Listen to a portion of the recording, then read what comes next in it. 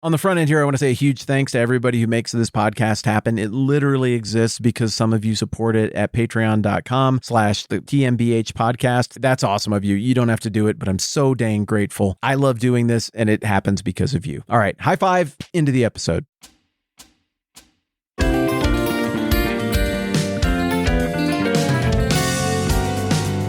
Philemon, yeah. Philemon, yeah. All right, I got a weird question. It's a question that I really would like to know the answer to. If we were sitting in person, I'd be all ears for this. But because of the one-way nature of the media here, you're probably just going to have to yell your answer into the air. But I'm going to tell you my answer to the question here in just a second. Here's my question. Where are you from? What are you made of? I don't mean like, where do you live right now? I mean, what's your story? Your people, your family, your cultures, and all the layers of that add up to make you you. Here's an example of what I mean when I ask that question. That is, what kind of answer I'm looking for.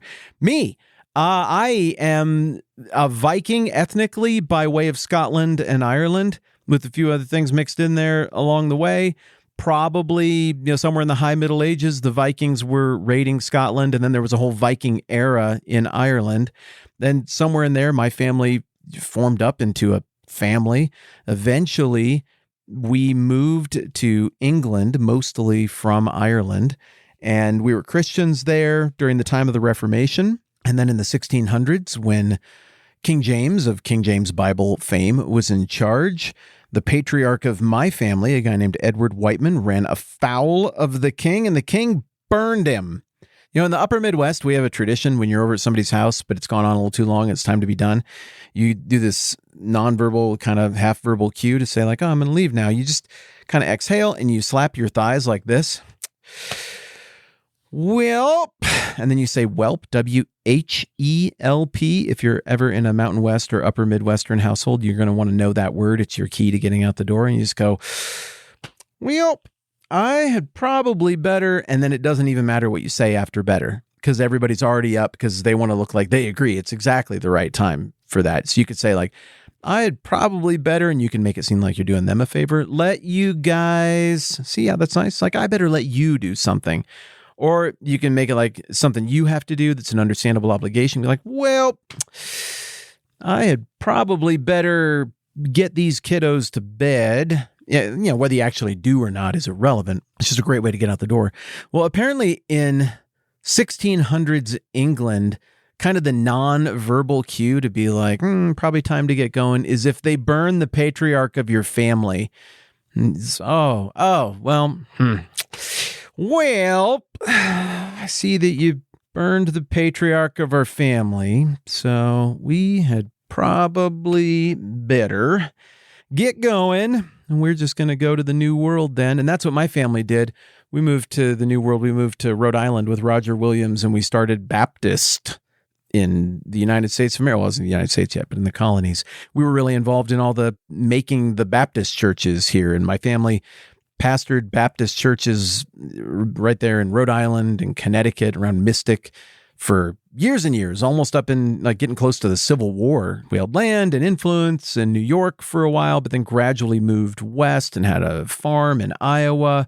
Some of the boys from my family went south and fought for the Union in the Civil War, freed the slaves. That was pretty cool. I'm proud of that. And then there was a thing called the Homestead Act where you could move west and move into frontier land, and you'd be just gifted a bunch of land, and they favored Civil War veterans in that regard. And so my family moved further west to Nebraska and eventually into Wyoming. Then my particular branch of the family started in Wyoming and the Black Hills of South Dakota. And then my parents raised me in Fort Collins, Colorado. I went to college in Chicago. I moved to Western Wyoming by Yellowstone and worked at a church there for a long time, and it was awesome. And then when I'd done enough interneting, I just kind of decided, well, I'm going to do this full time. I moved back to my, I say this in quotes because it's kind of LOL-y, my ancestral homeland of the Black Hills of South Dakota, where my family has been for 75 years or whatever it's been. All of that is wadded up and mushed together in me. I'm complicated. Cool. So are you. You know who else is complicated? People from the distant past. But because of the way we read history, and because we're just kind of in a hurry to get to the point usually, like we just smush them into this one little thing, when the reality is that every one of these little pockets of culture all around the ancient world are really quite different from each other. They've got different histories and different stories. And so that's what I was driving at yesterday when I was talking about the Six Flags over Texas thing. I mean, Texas is made of a lot of stuff. So a Colossian at the time of the New Testament isn't just some guy or some lady who's just like everybody else during that time. You know, Roman and white. The end. But no, the world was so diverse. There was so much going on. There were little rivalries and all kinds of pockets of culture and language and misunderstandings between people. And lots of people were made of multiple cultures, and lots of people were descended from a family that lived under multiple flags. Lots of singular locations had lived for centuries under lots of different flags. So this book that we're looking at in this season of the podcast of Philemon is written to somebody who lived in the town of Colossae. And this fellow, Philemon, was probably a Phrygian. So here we're talking about Colossian Gentile Christians in the book of Philemon. More specifically, Colossae is a part of historic Phrygia.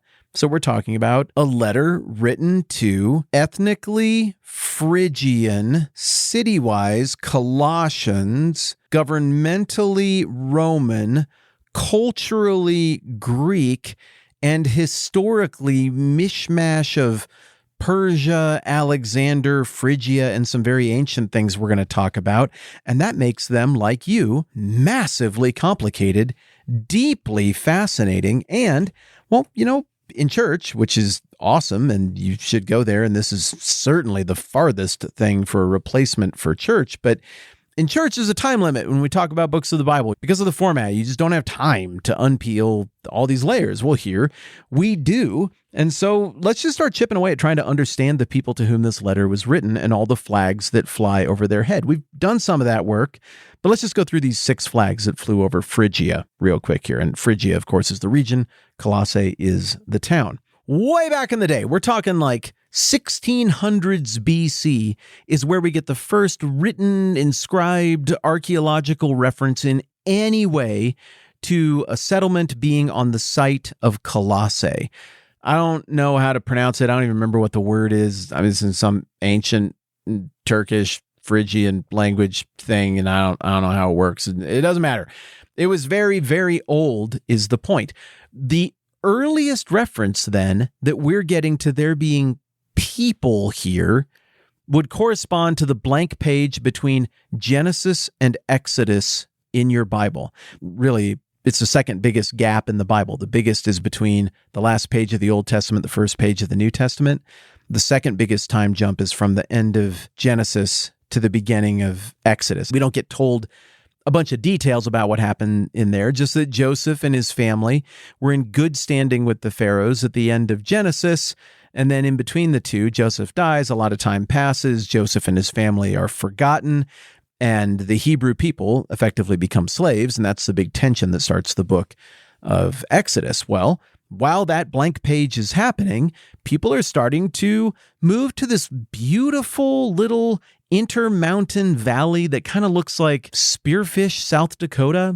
It sort of looks like a little more rugged, Poconos, maybe upstate New York, if you're from that part of the world, or like Estes Park, Colorado, if it was at a lower elevation. Here's what I'm driving at.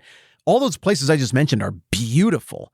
And this valley that at times is called the Lycus Valley because it's named after the river that runs through there that we're going to talk about more.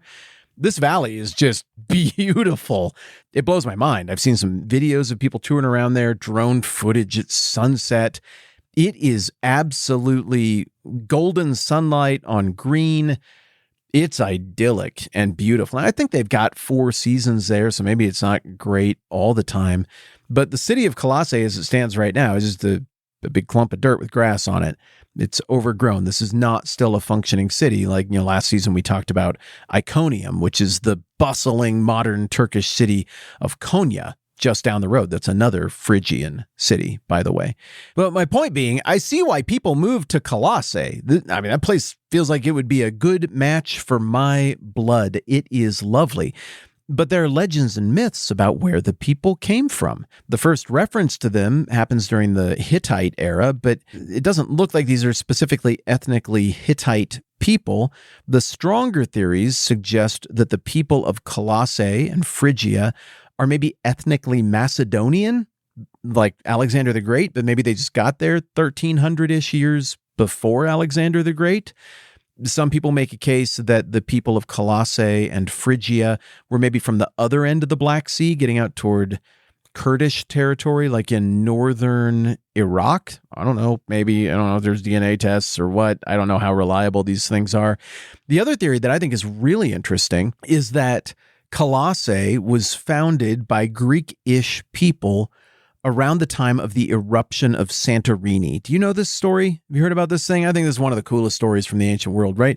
Like, you got all these things that happen in history that just shake everything up. They grab the ant farm and shake up the ant farm of history. I'm shaking again.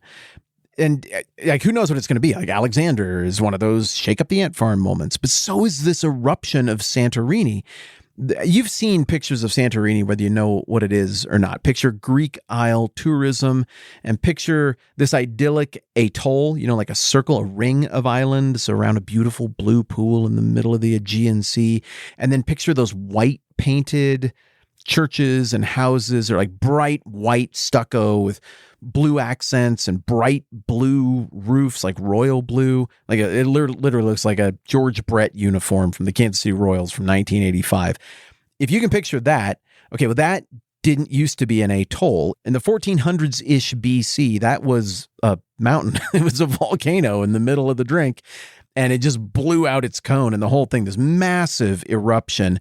I have heard they found chunks of pumice from Santorini as far away as like the Levant, like the Holy Land, Egypt as well. I mean, it's just crazy that it blew rock that far. I've heard estimates that the ensuing tsunami that would have happened were just massive, like hundreds of feet. We're talking about crazy destruction. Well, Santorini is just north of that long, skinny Greek Mediterranean island we keep talking about called Crete. The book of Titus was written by Paul to his helper, Titus, who was on Crete. This is a place that has a ton of history. And back at the time of the eruption of Santorini, when Colossae was just becoming a town, Crete was the dominant naval power of the Mediterranean. There was a civilization there called Minoan civilization.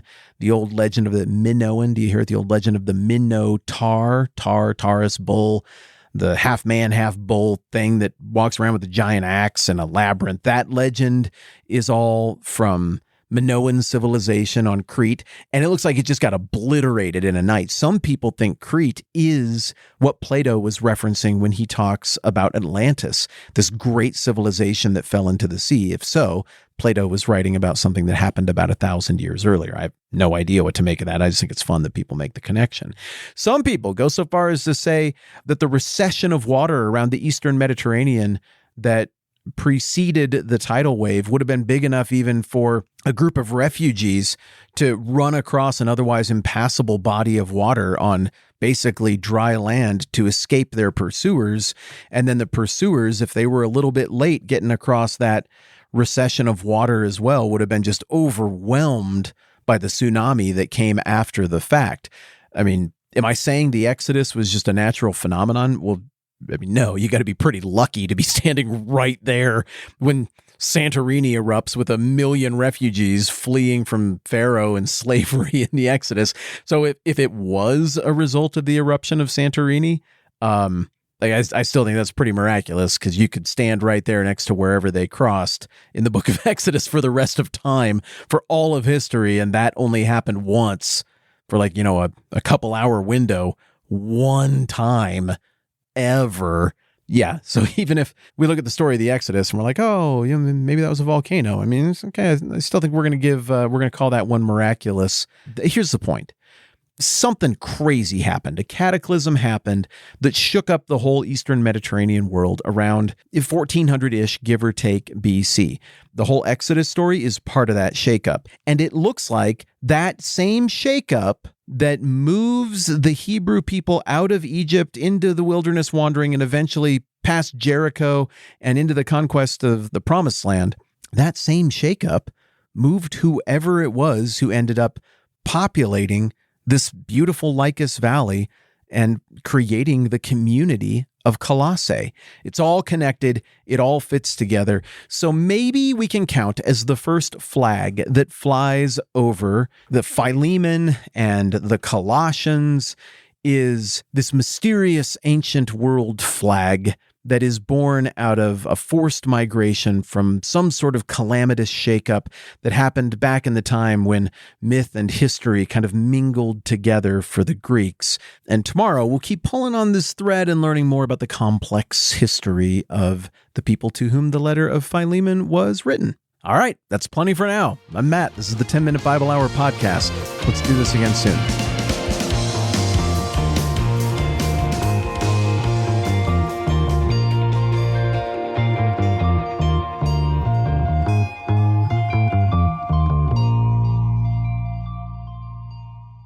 The complex Cosmopolitan